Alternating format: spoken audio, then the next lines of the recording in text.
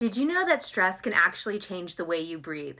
When we're stressed, your breathing tends to become faster, shallower, maybe more erratic. Sometimes we hold our breath.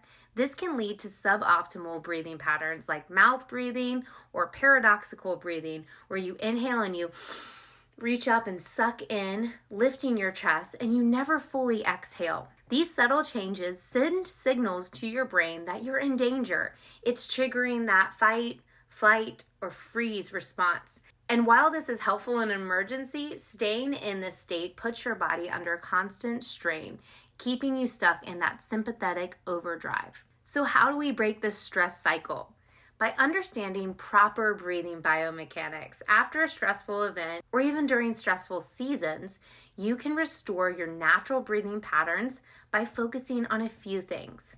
Breathe through your nose, slow down your breathing rate, how fast you're breathing, and breathe lower into your body, allowing for yourself to have an inhale that doesn't move through the neck and shoulders, secondary breathing muscles, but through the respiratory diaphragm, and also allow yourself to exhale fully. These small adjustments can have a huge impact on your stress levels.